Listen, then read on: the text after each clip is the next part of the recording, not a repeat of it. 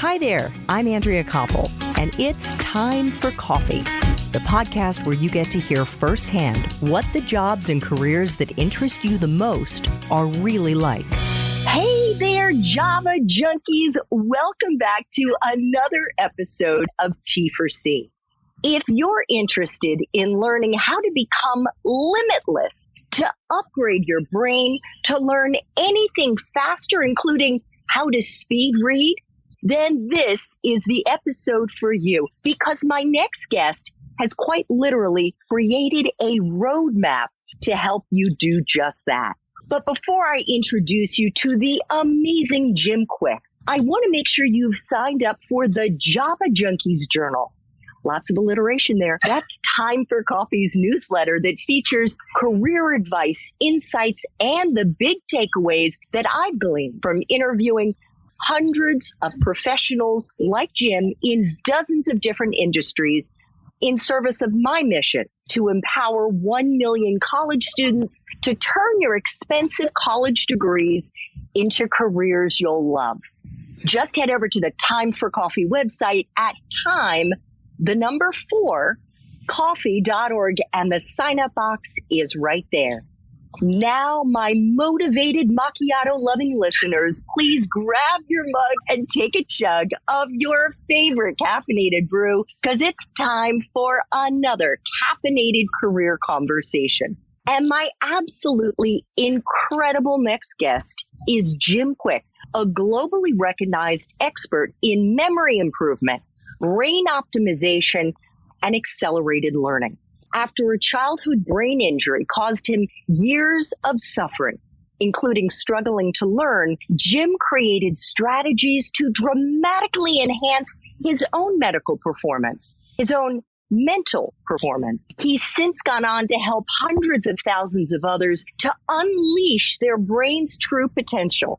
Jim is also the host of the acclaimed Kwik Brain podcast, that's KWIK, as well as QuickLearning.com's online courses, which are used by students in 195 countries. And by the way, I've actually taken one of Jim's courses. And most recently, he has become a best-selling author. His book is entitled, What Else? Limitless. Upgrade your brain, learn anything faster, and unlock your exceptional life. I also want to mention for our podcast listeners that we are actually live streaming this interview on LinkedIn, on Facebook, on YouTube. So I also want to welcome our viewers from around the world. I want to make sure you say hello in the chat. Jim, welcome to Time for Coffee. Are you caffeinated and ready to go? I really am. I want whatever you're having. I love your energy so much. And Andrea, thank you so much for having me. I just actually shared this on my LinkedIn also as well. So hello to just this incredible community that you have of lifelong learners. And so I'm very, very grateful to be here and excited for this conversation. Well, me too. And I've already had my coffee today. And now I'm drinking water with actually a little bit of our mutual friend, Dr. Amon's. Mm-hmm. He's got this little powder He does. You can put in water. And so I'm just hydrating at this point. But are you actually drinking coffee? I don't drink a lot of coffee, but sometimes when I feel called to it, I drink more of a tea drinker myself. Yeah. The hydration is so important. Just staying hydrated will boost your reaction time, your thinking speed upwards of 30%. So I encourage everybody to grab their favorite beverage and let's get brainy. Absolutely. So I know, because we had a little chat before we started this interview, that you are not on the West Coast. You kind of go between the East and West Coast. You're here on the East Coast, which is where I am, and it is mid-afternoon. Mm-hmm. But could you kind of take us into your morning routine, Jim? Because I know that plays such an important role in being able to optimize your brain. Yeah. So hello to everybody who's listening and or watching this. I believe that if you want to win the day, you really have to win that first hour of the day. I believe that when you talk about routines, that the treasure that you seek is hidden in our daily routines. Yet, how often do we actually sit down and really think about consciously how to design it for a great day? So everyone's watching this, regardless of your age or stage. I hope one of these tips will be able to serve you. My morning routine, everybody has different ones. Oprah has hers and Tim Ferriss has his. Mine is all about getting my mind right. I really feel like we're in the millennium of the mind, that we upgrade our technology, like our phones and our apps, more than we upgrade the most important technology, which is found between your ears. So my morning routine is about getting that online, and it really starts the night before. I think it's so important, and I don't know who needs to hear this, but prioritize your sleep. When you don't sleep, how are you performing the next day? How's your ability to make good decisions? Your ability to think critically, solve problems? How's your focus? How's your memory, right? And so really prioritize your sleep. One of the things that I do before I go to sleep, and I have a whole evening ritual also as well, my morning routine, which I think millions of people have seen online. And I'll give you a little bit more detail here in this conversation, but also your evening routine is very important. But, I really want to prioritize my sleep. Here's one tip. I don't know, Andrew, if you had this experience where you had to get up one morning, particularly early, maybe like 4:30 in the morning, you set an alarm. And I don't know who's listening can relate to this, but you set that intention and you wake up within minutes or even seconds of that alarm going off. That's the power of the human mind. And what I'm interested in is what else is it capable of achieving?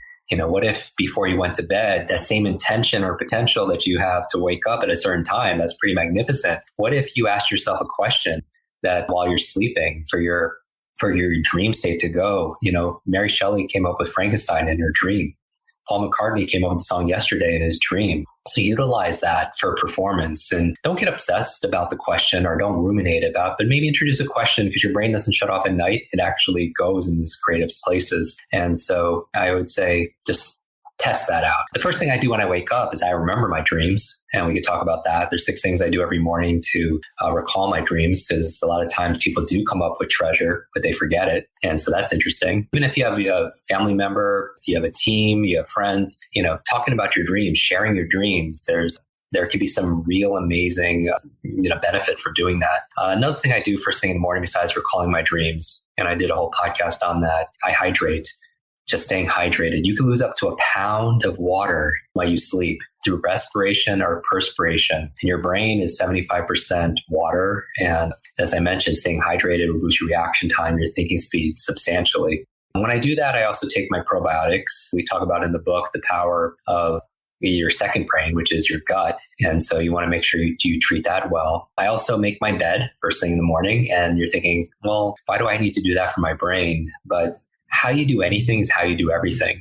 And you do it with excellence, much like they do maybe in the military, right? With centimeters and angles. You train, it takes only 2 minutes to make your bed, but you bring that excellence into other areas of your life. And also, your brain thrives on clean environments. We talk about this a lot, but how wonderful does it feel to come back full circle at the end of the day to a well-made bed? You come back full circle to success. And so make your bed, take 2 minutes. And these are things that are not time consuming. Drinking water, making your bed, reflecting on your dreams for a minute or two. Another thing I would recommend everyone do is 3 minutes of exercise. And it's interesting. It doesn't have to be your full workout, but there was a study done at Appalachian State University saying for weight management, for deeper sleep, when's the best time to exercise? 7 a.m., 1 p.m., or 7 p.m. They tested morning, afternoon, and evening, and they found there was a clear answer. It was 7 a.m. That those who exercise at 7 a.m., even for a few minutes, 3 minutes of jumping jacks or some little bit of cardio, some jump rope, something easy, get your heart rate going. What's good for your heart is good for your head. Actually increase deep sleep upwards of 75%. That's the restorative sleep we could all benefit from. It's not just the quantity of sleep, it's the quality. And so I do just 3 minutes. And again, even if you have kids or something, you could do that with your friends. You could do that with your children. And then a couple quick other things, little things you could do for your brain. Brush your teeth. Man, I'm going to challenge everybody who's listening and watching. Brush your teeth with your opposite hand. And I've been talking about this for over 20 years. And what I found is we get a lot of feedback from our students and our community that we know that one part of your brain controls the opposite side of your body. That, God forbid, somebody has head trauma or a stroke, maybe on the left side of their brain. If there's paralysis that manifests, it'll happen on the opposite side. But it's not just a mind-body connection. There's actually a body-mind connection that by using your body in certain ways actually stimulates different parts of your brain. There's a study done at Oxford University saying jugglers, the act of learning how to juggle actually makes your brain bigger. You create more white matter. And so I always tell people, as your body moves, your brain grooves. But your brain, people say that's a brain coach. It's kind of like a personal trainer. A personal trainer wants to get your body stronger, more flexible, more agile, more energized, right? Sharper. Well, I want your mental muscles to be stronger, more energized, more agile, faster, and such. And how do you do it? Through novelty and nutrition. If you want to build your biceps, you give it novelty, you exercise it, and then you feed it nutrition. Same thing with your mental muscles. And so giving it some stimulus is important. And even that could be physical activity. So using your other hand, your dominant hand to eat or to brush your teeth. And so it builds those pathways called neuroplasticity. But what it also does, it forces you to be present. And I think it's so important now in an age full of distractions, where if you're in school or just out of school and you have trouble focusing and concentrating in a world full of rings and pings and dings and likes and shares and comments and videos and all of this, or even just a Zoom conversation, if your mind wanders, you read a page in a book, gets it and just forget what you just read, or somebody tells you their name and you lose it seconds later because your mind can't concentrate. Part of it is just being present. And here's one of the principles, because I found that there's always a promise behind a principle. And the principle is you need to challenge yourself. And with challenge comes change. And we've discovered more about the human brain more in the past 20 years than the previous probably 2,000 years combined. What we found is we're grossly underestimating our own capabilities. Neuroplasticity says that we could actually your brain can get older, but it could grow better. You could create new connections where there wasn't, and it's not fixed. Like your shoe size, so your potential, your intelligence, your memory, for instance, it actually all can improve through challenge. And so challenging yourself to brush your teeth with the opposite hand, not only does it build the opposite side of your brain, but it forces you to train your focus. Yes. Because many people can't do it and be doing other things at once because it's novel. So it forces you to be present, and building that muscle, flexing your focus muscles first thing in the morning will show up in the rest of your day. Because what most people do is the opposite. What do? They go on their phone. And if there's one productivity performance tool, yes, have a to-do list. But I also notice with the high achievers, the cognitive performers that I get to work with, who are so mentally fit, one of the things they have is not only a to-do list, but they have a not to-do list, things that they will not do. And one of the things I would offer everyone to experiment on is don't touch your phone just for 30 minutes in the morning. The first 30 minutes, don't touch your phone, because often when you wake up first thing in the morning, you're in this relaxed state of awareness. They call it an alpha state, brainwave state, alpha theta, and you're very suggestible. And if the first thing you do is pick up your phone, you're rewiring your brain for two things that are going to affect your productivity, your performance, your peace of mind. And first thing is it rewires your brain for distraction. Right? On social media, it's just all these dopamine. You get this dopamine flood, right? With everything that's novel, those likes and shares and comments and everything. But also you're rewiring your brain not only for distraction, you're rewiring your brain for reaction. And that could be just as detrimental, meaning it trains you to just react to things. And you can't have a quality life, as you want to win today, so you could win the week, win the month, win your life, if you will. You can't win if you're just fighting fires and you're just reacting, right? Everybody here has had the experience where you get one message in the morning. It could be a voice message, social media message, a text message, an email, and it just hijacks your mood.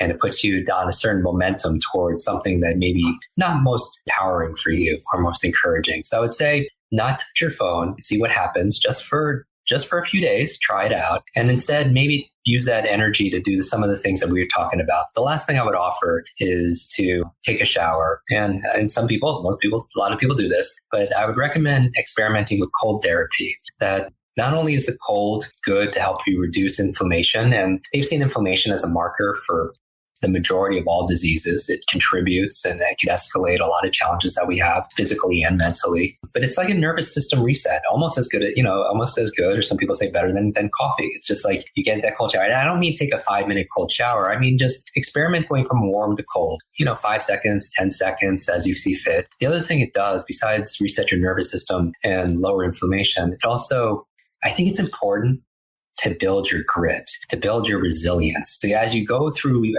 difficult times, right, to be able to persevere. And part of it is doing difficult things and not avoiding difficult things. I find that if you do something that's difficult then your life gets easier. If you just do the easy things in life, procrastinate, put things off, life gets very hard. But if you do the difficult and hard things in life, life gets a lot easier. So maybe that if you train yourself to endure some cold as an example, or whatever that is for you, it'll show up in having that difficult conversation, or to go on that job interview, or to be able to perform when you need to, even if you're a little bit nervous, right? Because you've trained yourself to be comfortable doing something uncomfortable. Yes. Oh, such great advice. And I want to let you know that I do try to do the cold shower. I'm glad to say you can just start off like with 5 seconds, because that's about the most I can take is 5 seconds. How many seconds do you do? So for me, for people who follow on Instagram and Facebook, I'm a little bit more extreme. I met someone named Wim Hof. They call him the Iceman. Over 8 years ago, we were speaking at an event in Boston, and he's known for breaking all these records, and he climbs the Himalayas in his underwear and these various things. But so I actually have an ice bath, and it gets very cold. It gets below 40 degrees, and I'll sit in there for 2 or 3 minutes. Talk to your healthcare practitioner. Don't do anything unsupervised. But for me, I've been doing it for so long. But even in the shower, 30 seconds of cold is wonderful to build up for, and just go. Okay. They say even ending cold, it's good for your skin. It's good for your hair. It's just a wonderful wake up.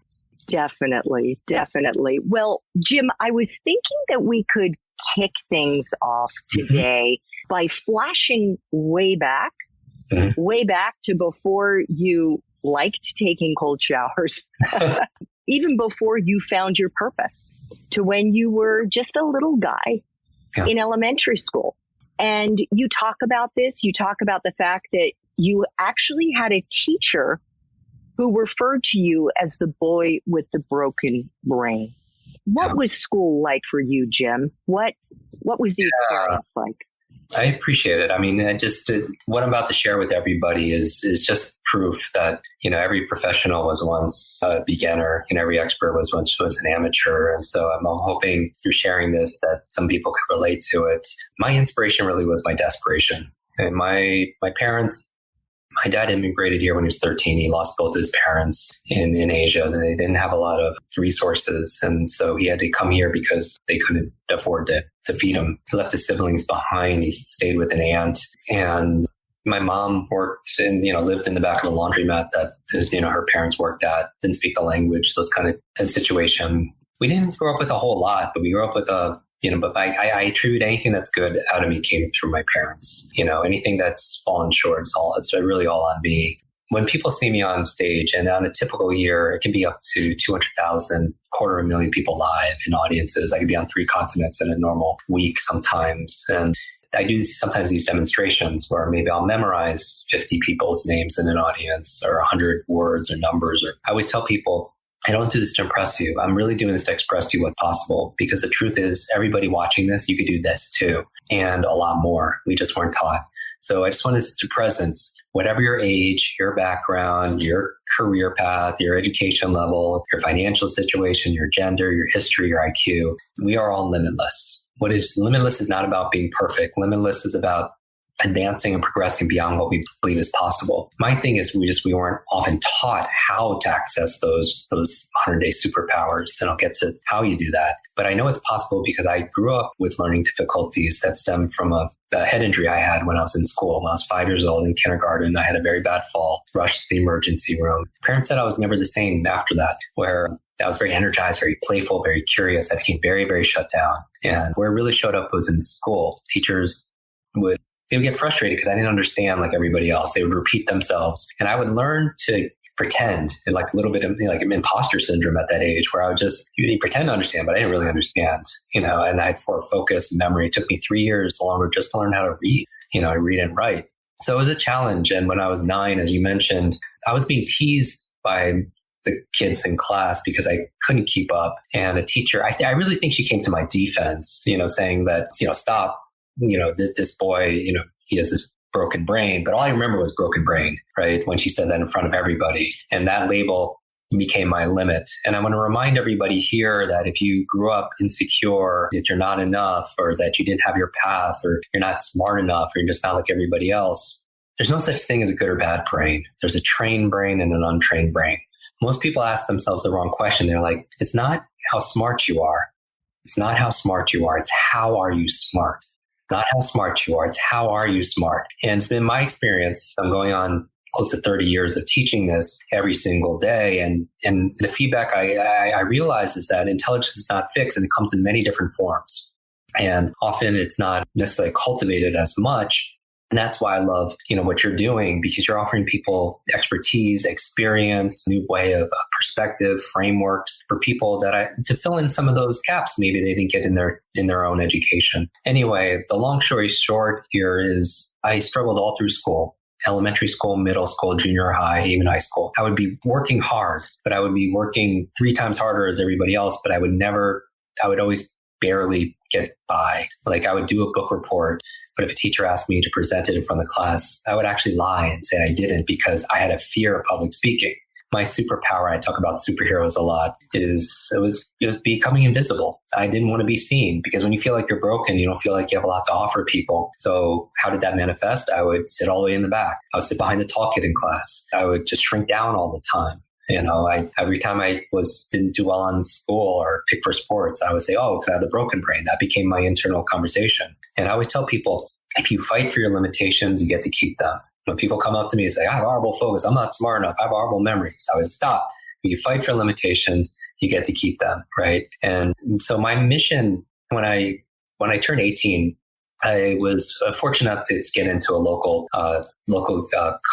university, right? And I chose a place where I didn't know anybody who was going there because I knew that their expectations of me would keep me in this box. You know what I mean? That often what keeps us stuck in our life is we're so concerned about the opinions of other people. And it's not easy, right? We get validated by, our family or our friends. And sometimes we don't find our own way of expressing ourselves. Sometimes we pursue a career path because it was expected of us from parents. And I talk a lot about that, with some of the learning that I've had. But to sum it up, when I'm in school, I was like, man, freshman, that means I can make a fresh start.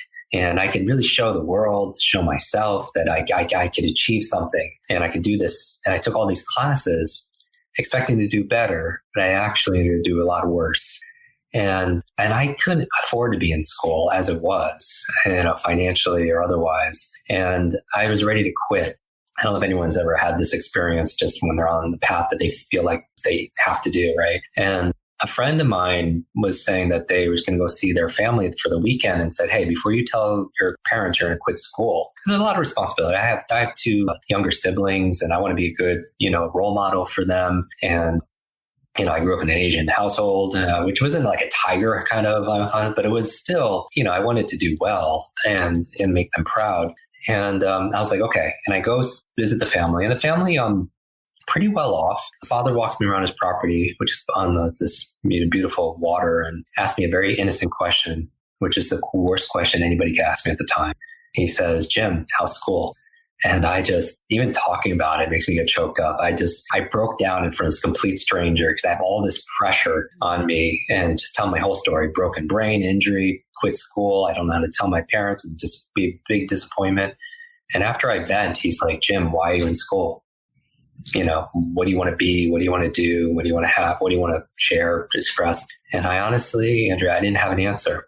Like nobody's ever asked me that question before. And I think self-awareness really is a superpower. I think for anybody who's watching this is useful. For me, fulfillment comes from 2 things. Having the curiosity to know yourself. Like really being fascinated about yourself. Like who are you? What do you stand for? What do you believe? What's most important to you in life? What goes after I am, right? What's your identity? And that's why we do things. We journal or we go to talk therapy, or sometimes in relationships, it helps us to learn about ourselves or whatever we come to this discovery. And we never get to a point where we just know ourselves completely, but having the curiosity to know ourselves. But then the other part, going back to other people's expectations, it takes not only the curiosity to know yourself, but also having the courage to be ourselves, right? And once you get to kind of know who you are, it takes another strength to be able to express that and be on that path. And I didn't have this answer because I've never really gone inside. And I go to answer him, like, what do I have in school? What do I want to be, do, have, share? And he pauses and he reaches into his back pocket and he grabs like the notebook. And he tears out a couple of sheets with a pen and hands it to me and says, it's important that I write this down. And I was like, okay, it's like, what are we doing back in school? I don't know why I'm doing this, right? But I realized that writing things down is the first step in taking something that's invisible here in your mind and make it physical, right? Outside of yourself. And so I write this list down, which, after I don't know how much time goes by, but I have like a bucket list, right? All the things that I want to be, do, have, whatever, before I kick the bucket. And when I'm folding these sheets down to put in my pocket, Andrea, and she reaches out and grabs it right out of my hand. And then I'm freaking out because I think most of us are fearful of being judged, right? And I don't know this person. And obviously he's pretty happy and successful. And now he's looking at my dreams that I've never shared with anybody, my goals and my fantasies, if you will. And I don't know how much time goes by, but he looks up and he says this, and I'll always remember it. He says, "You are this close to everything on this list." And he spreads his index fingers about a foot apart. And I'm thinking, no way. Give me 10 lifetimes. I'm not going to crack this list. And he takes his fingers and he puts them to the side of my head, meaning what's in between is like the bridge or maybe the key, if you will, to unlock these dreams and goals. And he takes me into a room of his home that I've never seen before.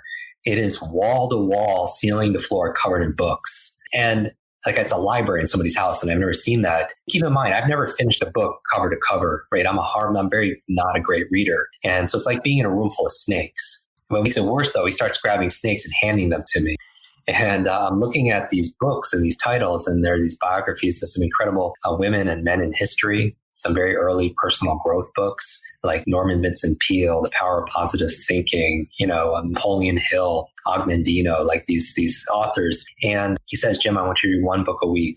And I'm thinking, have you not heard anything I've been saying? I'm ready to quit school. I have midterms. When I said school, he looks at me, he says, "Jim, don't let school get in the way of your education." I didn't realize it was a Mark Twain. This is well over a quarter of a century ago, 25 plus years ago. And I was like, that's really clever, but I can't promise to do it because I promised to do it. I'm going to do it. And he's a very smart man. He takes out in his pocket my bucket list, which he still has. And he starts reading every single one of my goals and dreams out loud. And I don't know, Andrea, something about hearing your dreams, like in somebody else's voice, like incanted out, in the world. It just messed with my mind and my soul, something fierce. Really shook me up. And honestly, a lot of the things on that list were things I wanted to do for my parents, things that they could never afford or would never do for themselves, even if they could. And with that leverage, I agreed to read one book a week. Fast forward, put a bow on this. I'm back at school and I'm determined to succeed, right? I have a pile of books at my desk that I have to read for school and a pile I promised to read. I already couldn't get through pile A. So what do? I don't eat. I don't sleep. I don't work out. I don't spend time with friends. I just live in the library, and not very sustainable. I end up passing out one night and fall down a flight of stairs, hit my head again, and I woke up in the hospital 2 days later. At this point, I've wasted away. I'm down to 117 pounds. I'm malnourished, hooked up to all these IVs. I thought I died. It was the darkest time of my life. And I thought there has to be a better way. And when I had that thought, nurse came in with a mug of tea, and on it had a picture. I have a picture here of a brain on my mug, but a picture of Albert Einstein. And it said this quote: "The same level of thinking that has created your problem won't solve your problem." And it made me think about insanity and doing different things and saying, what's my problem? I'm a very slow learner. How can I think differently about it? Well, maybe I can learn how to learn better. And I thought, where do I do that? In school. So I asked for a course bulletin and I look at all these classes for next semester, and they're all classes on what to learn: math, history, science, Spanish, but no classes on how to learn it. How to focus, how to concentrate, how to study, how to read faster, how to remember the things, how to think clearer. And so I put my studies aside. I wasn't making much ground or traction there. And I started studying these topics, started studying accelerated learning, adult learning theory, multiple intelligence theory. I started studying ancient mnemonics. Like, what did the ancient Greeks do before there were printing presses? How do they remember things? The art of and science of speed reading. And about 60 days into it, 2 months, light switch flipped on and I started to understand things for the first time. And I started to be able to concentrate. I started to remember. I started to do better in school. And with that, not only did my grades improve, but my life improved. But from there, I couldn't help other people. And one of my very first students, when I started tutoring this, she read 30 books in 30 days. Now imagine that, like not skim or scan. Imagine being able to go on Amazon. When you and I were talking before we started about some of our favorite books. Somebody has decades of experience they put into a book, and you can sit down in a few days and read that book and download decades in the days. That's an incredible advantage today. right? Because it saves you time and all that amazing experience. And she read 30 books in 30 days. And I want to find out how, not how, I know how, because I taught her why. And I'm always interested in human motivation. A big part of this book is about how to overcome procrastination, how to find your drive and your purpose, how to maximize limitless motivation, right? To really show up for yourself. And I found out her mom was dying of terminal cancer. Doctors gave her only 2 months to live. And the books she was reading were books to save her mom's life. And get a call 6 months later saying her mom not only survived, but is really getting better. Doctors don't know how or why. They called it a miracle. But her mother attributed it to the great advice she got from her daughter who learned it from all these books. And in that moment, I realized, and it put me on a whole path, that if knowledge is power, learning is our superpower. Knowledge is power, learning is our superpower, and it's a power we all have inside of us. It's just we weren't given an owner's manual on how to be able to unlock it. But it put me on my path where I took my pain, if you will, and I found my purpose. My pain was, learning challenges, not feeling enough, not believing in myself, not be able to utilize this broken brain. And now my purpose is showing people how to have their best brain, and so they can have their brightest future. And thank you so much, Jim. That's such an inspiring story. And I remember reading about it in the book. It just kind of puts everything into perspective. In Limitless, you also talk about the 7 lies of learning. Yeah. What are they? We could go through a few of them. I'd love to highlight. It's one of those things where there's 3 parts to Limitless, and I take you on this hero's journey that I modeled from Joseph Campbell's work. And everything from the Wizard of Oz to Star Wars kind of takes you on this path of going from ordinary to an extraordinary, to going through trials and facing dragons and finding a mentor and getting that elixir and coming back, bringing it back to the rest of the world. So we take that path where I want to be everybody's Yoda, or I want to be there, and make them the star. And we have to go through 3 areas to get there, because a lot of people know what to do. And that's the methods. They want to be able to read faster, remember names. But their mindset is, I'm not smart enough, or I don't have a good memory. And you're still going to be stuck in that box and you're still going to be limited. So the first section is on mindset. And that chapter, one of the first chapters, we talk about the 7 lies and that hold us back. And a lie for me, everything is always some kind of alliteration or some kind of acronym to help people store it and share it. Is a lie stands for a limited idea entertained. It's not true that you have a horrible memory. It's a limited idea we're choosing to entertain, and we're giving it, a power, if we will. And so a couple of these lies are things like that genius is born. Right? I think this is something that we've heard along the way. It's just some people either have it or they don't. The truth is that genius is not born. Genius is built, right? That intelligence, first of all, it's not just like SATs where it's verbal intelligence and mathematical intelligence. There's many, many other forms. What about, amazing physical kinesthetic intelligence, like amazing dancers or athletes? What about musical intelligence? What about interpersonal intelligence? People are just amazing with other individuals. Or intrapersonal intelligence. People have just a knowing of self. What about visual spatial intelligence? You have your artists and your architects and your graphic designers. There's so many different forms, right? And so my goal in that first section is really to help people be aware of what these lies are, and then replace it with something that's more accurate, that's more empowering. So it's really a book about transcending. It's about ending the trance. This mass hypnosis through marketing or media that sometimes tells us that we're not enough or that we are broken. That maybe I got it from, an adult that I came across, when I was growing up. But sometimes marketing or media or tells us we have to be fixed, or somehow we're not good enough. And so what I would say is that to everybody who's listening, that you're enough, regardless of what you've created or built or done or anything, you're enough. Not because of any of that, because you always have been, you always will be. And it doesn't mean we can't improve and that we can't want to progress and be able to advance. But I feel like this idea and this kind of mental virus where it's kind of, viruses are contagious and maybe negativity is, but so is kindness. And so is wisdom. That's also contagious. And also believing in ourselves again. that sometimes if you look up in a tree and see that bird up in the tree, and it has this, I've had some pretty bad falls and like 3 traumatic brain injuries falling off of rooftops and other things. But I'm still like imagining if I'm a bird, I'd be pretty like not as calm and confident if I was that high. But I realized that that bird is not calm and confident because it trusts that tree branch.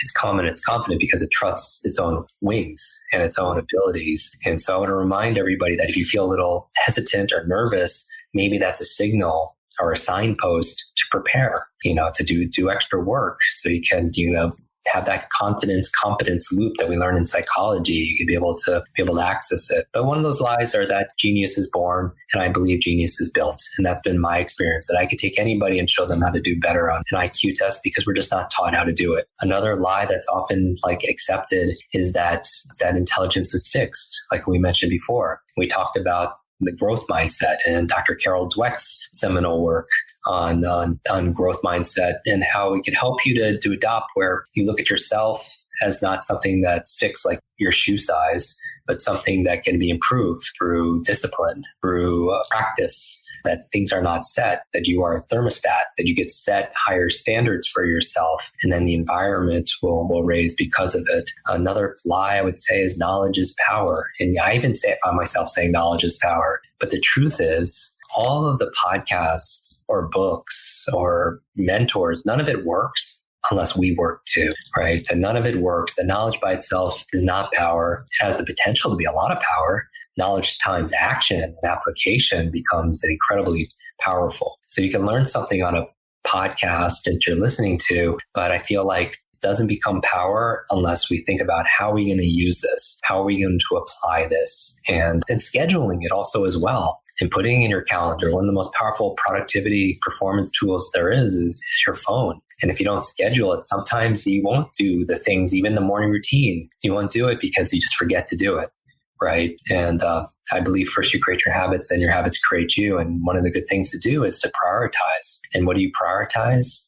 It's not about time management. We all have the same 24 hours in a day. That's the only thing actually that's equal.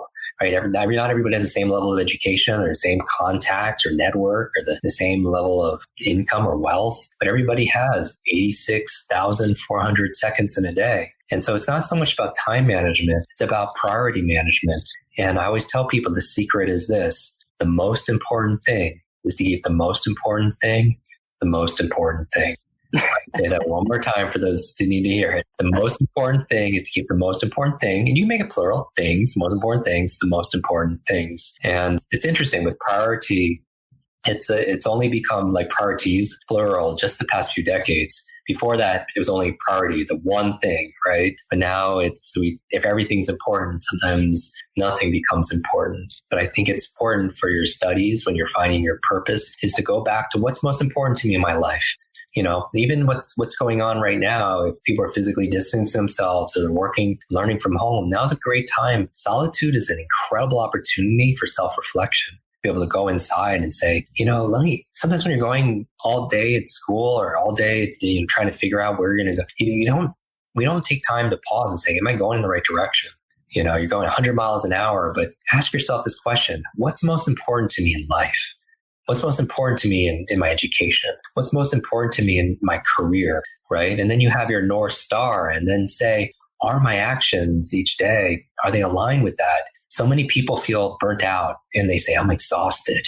I have so much going on. And maybe you're not burnt out because you have so much to do, because you're doing too much. Maybe you feel burnt out because you're doing too little of the things that make you come alive, the things that you hold dear, the things that you value. And this is the kind of thing that I was fortunate, of learning when I was back in school and university, because I had a lot of pain. And that pain made me ask these questions to be able to get out of that pain. But I would say you don't have to go through those challenges. You could create, the challenges inside for yourself and saying, what lights me up? And also, what won't I stand for? Because you get your purpose or your passions through the things that light you up, but also the things that you hate, also as well. Getting you enough novelty and finding passion, you can discover it and also develop it. Well, speaking of pain or painful experiences, Jim, what advice do you have for job seekers out there today. Let's say our young job seekers who, like everyone, are getting so discouraged because the job market is so bad. It's so much harder to find a job. And of course, the coronavirus is still around. We're doing this interview for our podcast listeners at the end of January of 2021. How can they inspire themselves and keep their motivation moving in the right direction? Andrew, that's the question, really. I mean, this is you asked such thoughtful questions. I would say my answer for those who are thinking that trying to manage their mind in times of crisis, trying to figure out to find certainty and uncertainty, is that there's a quote in my book from a French philosopher that says, life is the C between B and D. Life is C between B and D. B is birth, D is death, C, life, choice. That I believe that first, the mindset that I have, I would encourage everybody to kind of look from this lens to see if it agrees with you, is that these difficult times can define you. These difficult times can diminish you, or these difficult times can develop you. We decide, going back to the power of choice. And what I would say is that certainly I would say to maintain your agency, to be that thermostat, not thermometer, that a thermometer reacts to things and it reacts to the environment. And we all react to everything, right? The weather, we react to the economy, we react to politics, we can. But to the degree my experience has been, people are happy and feel like they're successful is to the degree they feel they have agency. That things could be happening here, but the thermostat, as we mentioned, doesn't react to the environment. It gauges the environment. So get your finger on the pulse of what's going on in the job market, in opportunity, but also it sets a standard or it sets a goal and a vision, and the environment reacts to it. And I would say that a big lesson that I learned, I got to talk about superheroes. The reason I talk about superheroes so much is because I couldn't read, as I mentioned, and I struggled every single day. I would get nervous every single time they passed around that book in class. I taught myself how to read by reading comic books when my parents thought I was sleeping late at night, and I would escape out of my pain, there. Something about the hero's journey really found that there's hope, that there's people I really want to help, that one person can make a difference. Years later, though, I got to introduce two modern day superheroes together over dinner that they wanted to meet. It was Richard Branson and Stan Lee. And not Stan Lee, but Stanley, like Stan Lee, the creator of all these incredible superheroes. And in the car, I needed to know this. I was like, Stan, you created X-Men and Fantastic Four and the Avengers. Who's your favorite? He says, Jim, it's Iron Man. And I was like, wow. And it's like, she said, Jim, who's your favorite superhero? And I have this like Iron Man case on my phone. I have like Iron Man like loved. And then I have a real life 7-foot Iron Man in my home if people see that on Instagram. But he said, who's your favorite superhero? And I said, mine is Spider-Man. And when I said Spider-Man in his iconic voice, and he says, with great power comes great responsibility, right? And I still, because my traumatic brain injuries and, I sometimes flip words around and I heard something different. I was like, you're right, Stan, with great power comes great responsibility. And the opposite is also true. With great responsibility comes great power. When we take responsibility for something, we have great power to make things better. I have people watching on video. I have this, I got this art. It's a picture of Stan all the way to the top of my office. And I put it up all the way up on this top here to remind myself that lesson, that it's actually made out of candy. Stan he was like the youngest old person I ever met. He had two passions. He would still, his late 80s, he would still go to work 9 to 5. And his other passion, was his wife also as well. So I really respected him. But he was also so playful and he learned so much. And I think he's a model, an archetype in my mind of what our potential really could be. But I put that up there because it reminds me of responsibility. So my advice to somebody in school looking for advice, or even, out of school looking for a direction, is to take responsibility. That actually gives you power because you're not at the effect. It gives you the power to make things better. That up to this point, we're shaped by our past and expectations, experience, and everything else. But we are 100% responsible for our life today and moving forward. And so I think that where that comes into play in our choices is now is the best time to level up, that you don't want to shrink what's possible to fit your mind. Let's expand our mind to fit all that's possible. And part of that is not downgrading your dreams to meet this current situation. There is a reality of the situation, certainly, but don't downgrade your dreams and goals to meet this current situation. Expand your capabilities. Expand your focus, your discipline, right? To learn new skills, the skills that could help you, because the future belongs to the creators, right? Even before what's going on, jobs are becoming automated. They're going to machines, artificial intelligence. What's truly not going to be outsourced as easily is what makes you limitless, the mind. There's no limit to your creativity. There's no limit to our ability to solve problems that add value in the workplace. There's no limit to our ability to imagine. There's no limit to our imagination, right? There's no limit to our ability to come together at this difficult time, to focus and to persevere. And so what I would say is to play at the edge of those limits and to make time, take time. You are your greatest work of art. You're the greatest art you'll ever create. Make time to create magic, upgrade your skills. And I think one of the most important skills, learning how to learn. Right? That is the advantage, because if there was a genie could grant you any one wish, but only one wish, you would ask for limitless wishes. Everyone would ask for millions of wishes. If I was your learning genie, I could grant you one learning wish, help you become a master, very competent expert in any one subject or any one skill. Would it be negotiating? Would it be investing? Would it be sales? Would it be market? What would it be? It would be learning how to learn. That would be the equivalent of asking for limitless wishes. Because if you can learn how to learn how to study well, learn how to master technical information, to be able to focus and concentrate, remember to retain information, be able to read it faster, be able to process it and apply it. You can apply that towards what? Everything else. Money, management, martial arts, marketing, music, everything in your life gets easier. So I would say to that person that there are an amazing amount of opportunity right now. We have so much abundance. We have more connection because of these little devices that we have in our pocket than President Clinton did when he was in office, right? We have more access. We have unfettered access to anything. You want to learn speed reading, salsa, Spanish? We have podcasts like this. We have YouTube, right? An incredible opportunity to level up, our learning. And the faster in today's economy, the faster you can learn, the faster you can earn. In today's the faster you can learn, the faster you can earn. Because knowledge is not only power, knowledge is profit. And I don't mean just financial, but that's obvious, right? But I mean all the treasures of your life. There's a growing divide, not just in material possessions. It's those who know and those who don't know, right? And our ability to learn rapidly and translate that learning into action is the ultimate competitive advantage in today's knowledge economy. Excellent. Jim, just in our remaining few minutes here, I just have quick questions. You mentioned our ability to learn and how most of us have never been taught how to learn, but we were taught at a very young age how to read. Mm-hmm. And in fact, as you go into in Limitless, that is one of the reasons that many of us are not able to speed read. Yes. Can you break that down?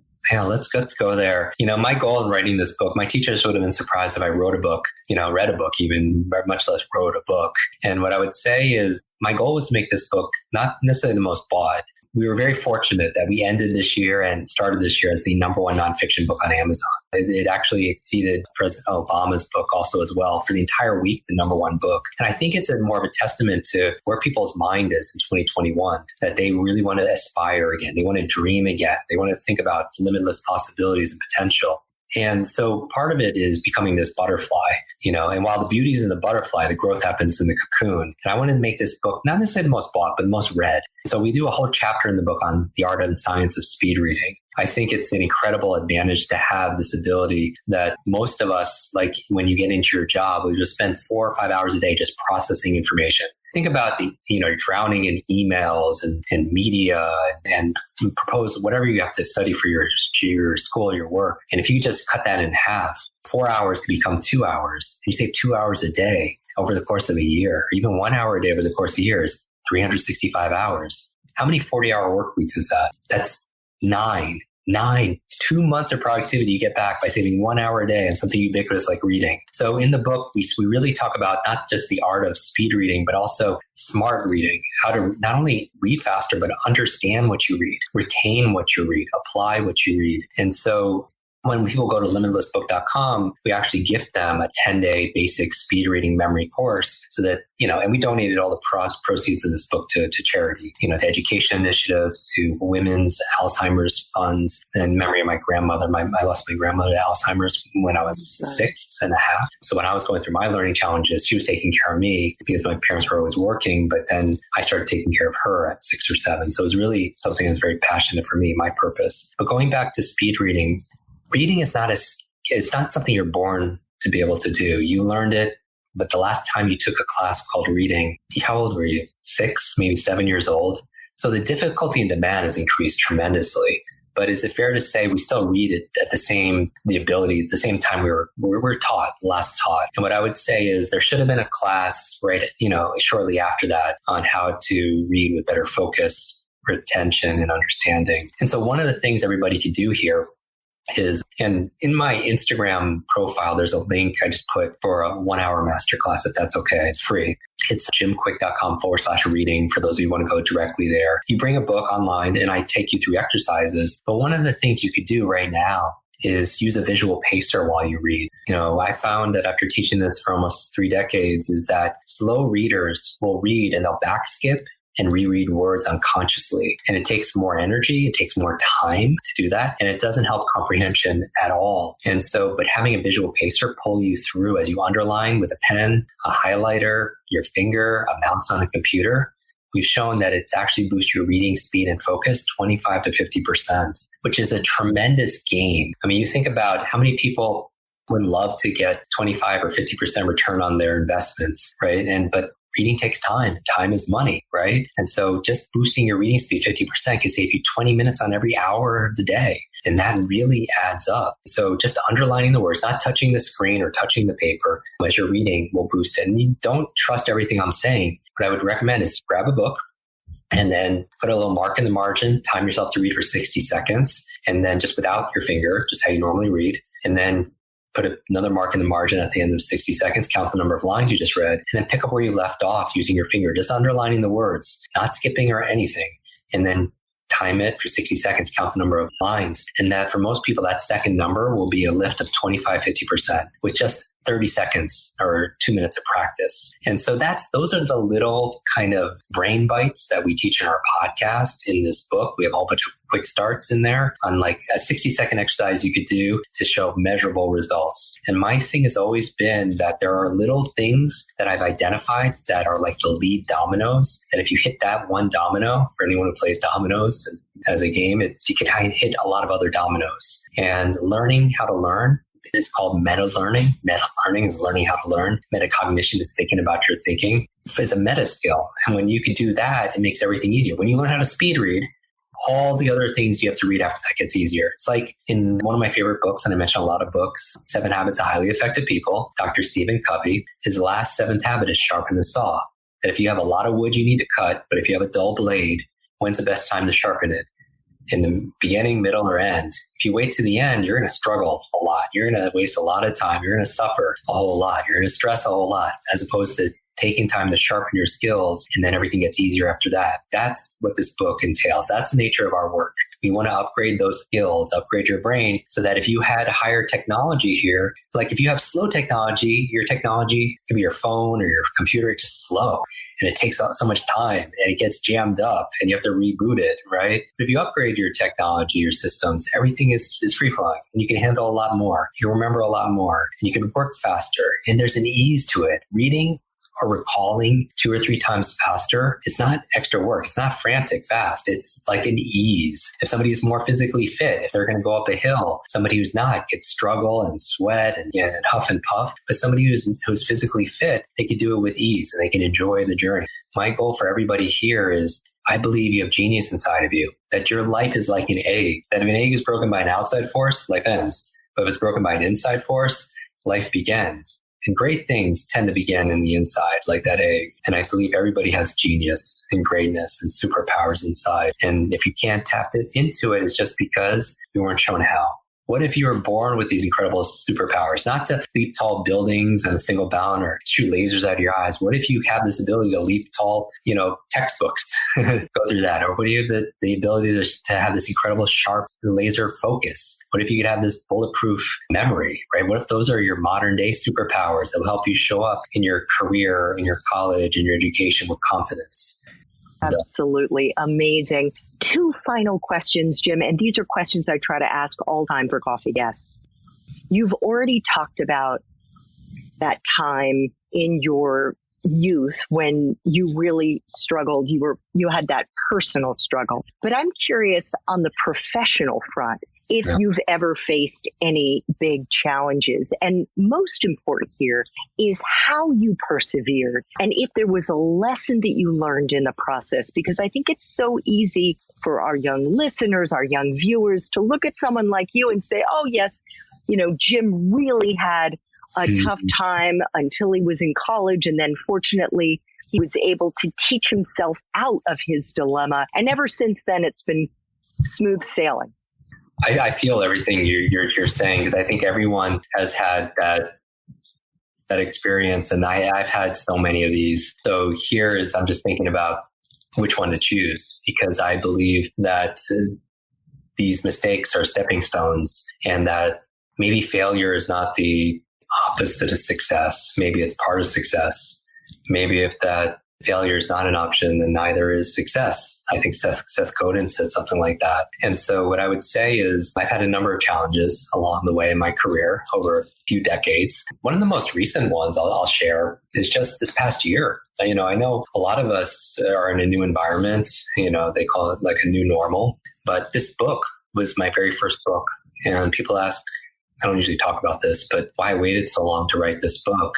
And the truth is, I'm still very introverted. I'm also painfully shy. It's not something that I've had book deals or go on media offers or franchising opportunities, all these ways of sharing my purpose. But I never said yes ever, because I didn't want to be famous. I just want to help people. But a couple of years ago, I was in a car accident and I almost died, and put things in perspective and made me think about legacy and what I leave behind. And so part of what my answer came up with was to write this book, because fundamentally I feel like I'm a reading teacher, and so I wanted to share books that shaped my life. I mentioned, my path, and I'd be remiss if I didn't do that and regret that. And so I signed the book deal the next day after that. But when the book launched, it was scheduled to come out in late April of last year.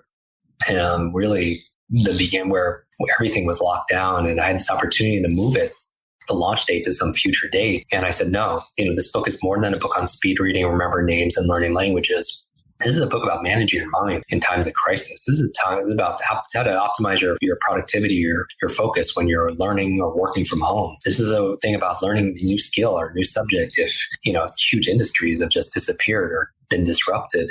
So I chose, the challenge was to launch this book. And I had 34 speaking engagements at that time set up. The big ones, South by Southwest. I had a big Barnes & Noble national tour that was set up. 100% of everything got canceled. 100%. And so one of the biggest challenges I had was, how do I get my life's work that I've waited 3 decades to produce to the world when everything just turned off almost overnight? And the lesson is, I've trained myself to ask this question, and I would offer this to everybody who's listening, is to ask this dominant question when you're faced with challenge. Where's the gift in this? Where is the gift in this? As an example, my 2 biggest challenges growing up as a child were learning and public speaking. Now, the universe has a sense of humor, because what do I do all day, every day, is I public speak on this thing called learning. And what I would say is, where's the gift in these kind of challenges? And maybe things aren't happening to you. Maybe they're happening for you. And maybe it's a limited idea that things are happening to you. Limited idea, entertain, a lie. Maybe what if it's happening to you, and asking yourself a new question, saying, where's the opportunity in this? Where is the gift in this? So me being regulated for being at home. I haven't gone on a plane in a year, all this stuff says, wow, and so I pivoted and we put everything online. Instead of doing these live gatherings at these big conferences, we started to do these podcast interviews. We started to do Instagram lives. We started to digitize everything to be able to get the word out there. And honestly, I did more connections and reach more people working digitally and remotely than I ever could fit into a ballroom or traveling, to another country. And so I would say is going back to these things about difficult times, that these difficult times can define us, these difficult times can diminish us, or these difficult times can develop us. And I would say find the opportunity in the things, even for your current situation, and own it and find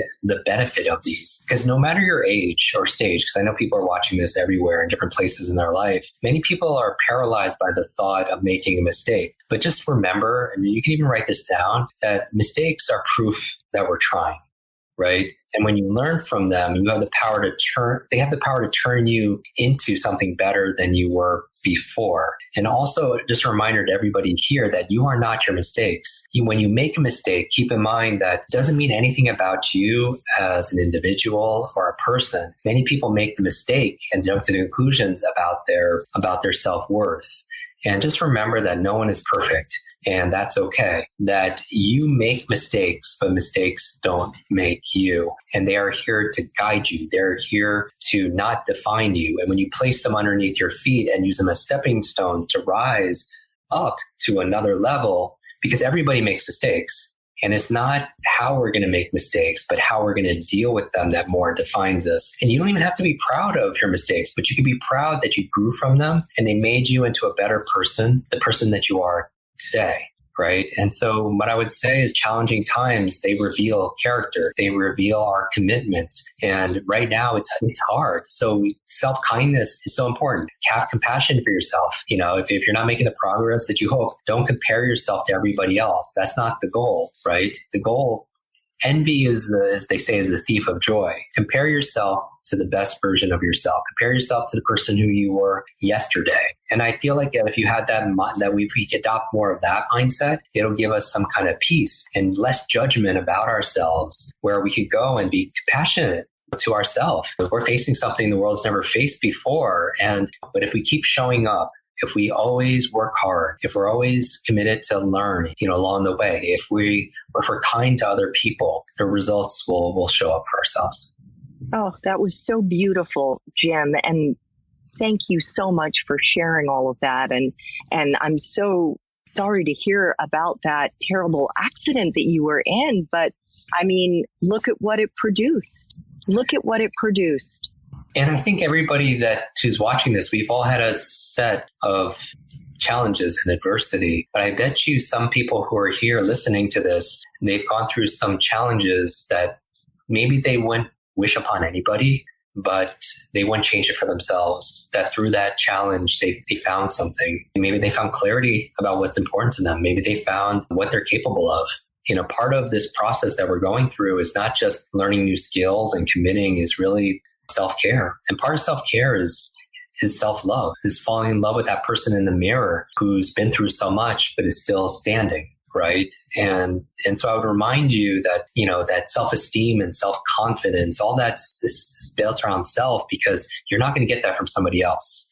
Going back to personal responsibility, I would say to have that extreme ownership, over yourself, be responsible. And because, when we blame, we put the power outside, right? When we make excuses, I feel like that we use an immense amount of energy. It takes an immense amount of time for something, and nothing changes because of it. And what I would say to everybody is take small, simple steps.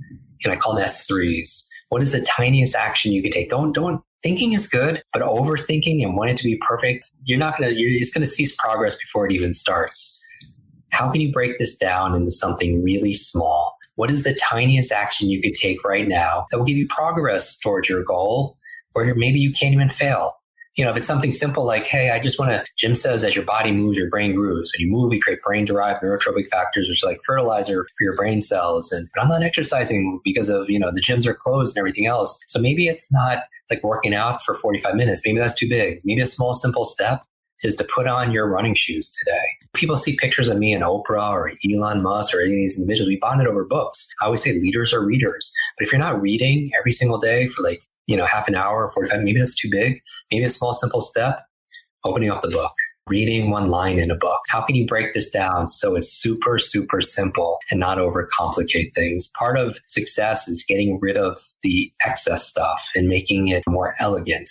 And so what is the fundamentals? What are the principles? What are the things that will make the biggest difference in your life? And focus on those. I'm so glad that I have this as a recording because I can just play it back every single day. I'll have Jim Kwik inspiring me every day. Of course, they can get that on your podcast. I have one final, very quick question to ask you, Jim. And that is, if you could go back to college, go back and do it all over again, but Wow. based on the immense wisdom you have right now, what advice would you give yourself? Back in college, besides things like buy Apple stocks and all those stuff, I would say, my answer is repetitive, but I'll give you two. My answer would be the reminder that I'm responsible, that my past and everything helped create me to where I am, but I am responsible for where I am now and where I'm going. So I always start with personal responsibility. But my other answer is that, all right, so I struggled all through school. I was bullied, and it was kind of a challenging time. And that's why when people see me on social media and I have a 10-foot Hulk in my backyard and I kind of indulge in like a lot of superhero things because it's like me living my second childhood, I would say that besides you are responsible for your life, I would remind that individual that you are enough. And I think that a lot of our insecurities come from other people's opinions and other people's expectations. And I spent an inordinate amount of time with the elderly, with seniors, maybe because I lost all my natural grandparents before I was a teenager. And I feel like there's so much wisdom that's there. And I would go to, before things were closed down, senior centers and help them polish off their memories. But also I would hear amazing experiences. And I believe the life you live are the lessons you teach. The life we live are the lessons we teach other people. But I also hear some regret consistently. And usually the biggest regret is these unfulfilled pasts that people have. And I'm just here to remind you, like maybe they had a regret about they pursued a career because it was expected by parents, or they didn't date somebody because, what other people would think or something like that. And I would remind you, my lessons, this is my advice would be to that kid, that when we die or when we're in that casket, it's not a fun thought experiment. There's no room in there for possessions. You could have toys and that's all good and everything, but there's also not a lot of room in there for regret.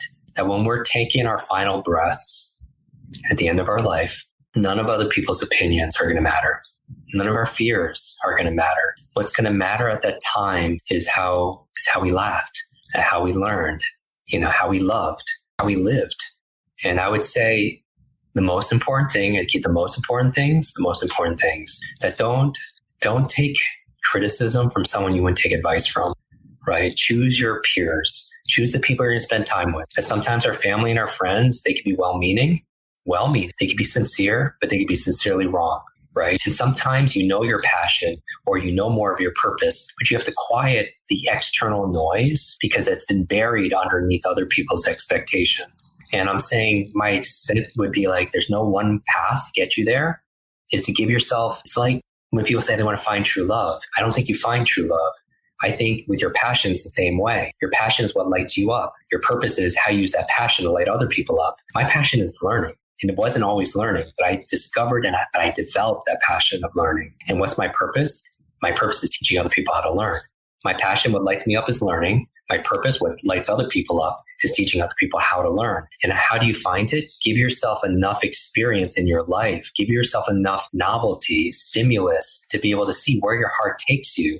Try things at least 3 times. Try it once to get over the fear of it. Try it again to get to learn it. Try it a 3rd time to see if you enjoy it or not, right? But you give yourself, just like you're dating, right? You're going to date and see what your heart responds to, what your soul, your spirit, it's called to. But then you don't just find that true love. You have to build it every single day after that. And so my advice to my younger self is you are responsible for your life. You are enough, and get yourself around people, ideas, and individuals that spark your mind, that light up your heart, and see where your spirit is guiding you and develop those. that true love is not discovered, it's developed, just like your true love for your passions or your eventual purpose. And that is not predestined. I don't think that our life is predestined towards one purpose. I really don't. I feel like, or one individual, I don't think even that. I feel like that is built through hard work. But if it's worth the work, then it's worth also the rewards that come from it also as well. So I would say put yourself around ideas, insight, individuals, continue to learn as you're learning right here. And then there's this Zig Ziglar quote that I have in my library. It's funny that I have a library. I've never really thought about it. I built a library very similar to this gentleman's library. But it's just that if you are not willing to learn, nobody could help you. If you're unwilling to learn, nobody can help you. But if you're willing to learn, nobody can stop you. And I would just adjust it a little bit, not just learn. If you're willing to learn and apply what you learn, then you are unstoppable, that you are truly limitless. Well, Jim Kwik, you are truly limitless when it comes to your ability to teach and inspire the rest of us how to learn. And I want to thank you personally as somebody who has consumed this book, loved it, absolutely loved it, and has taken one of the Kwik Learning courses. Fantastic. Has listened, of course, to the Kwik podcast.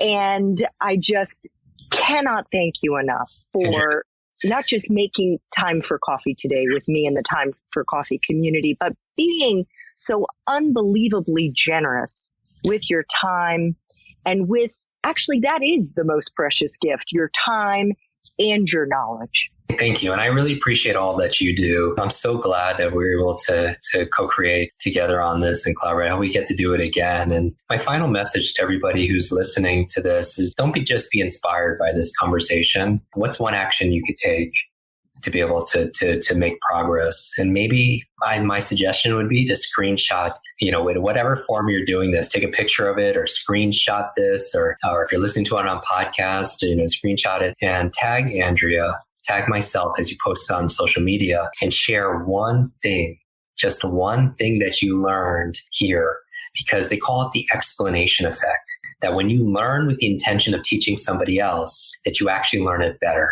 When you teach something, you get to learn it twice. So screenshot this wherever you're listening to it, post it, do one thing that you got this aha about, so that when you share it with your fans, your followers, your family, your friends. And I believe that's what we're here. People ask me this question all the time. They're like, Jim, your book's called Limitless, but the world is very limited. How do you become limitless in a limited world?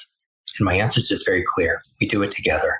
We do it together. And so post it, share it, tag us both in it. And that way I can see it, what your big aha is. I'll actually repost some of my favorites on Twitter and Facebook and Instagram, wherever you're doing it. I'll gift a copy of the book just to one individual, just as a thank you for being part of this, Time for Coffee community. And we'll share it. And don't let this be the end. That I believe that now's the time to be too optimistic, to scare, to be too determined, to doubt. And do not downgrade your dreams to meet this current situation. Let's upgrade our mindset, our motivation, the methods that we're using to be able to meet and exceed those incredible dreams. Thanks so much for listening to Time for Coffee, where the professionals in the jobs that most interest you always have time to grab coffee 24/7, no matter where you live. I have one quick favor to ask you. Remember to rate, review, and subscribe to Time for Coffee. Thanks so much.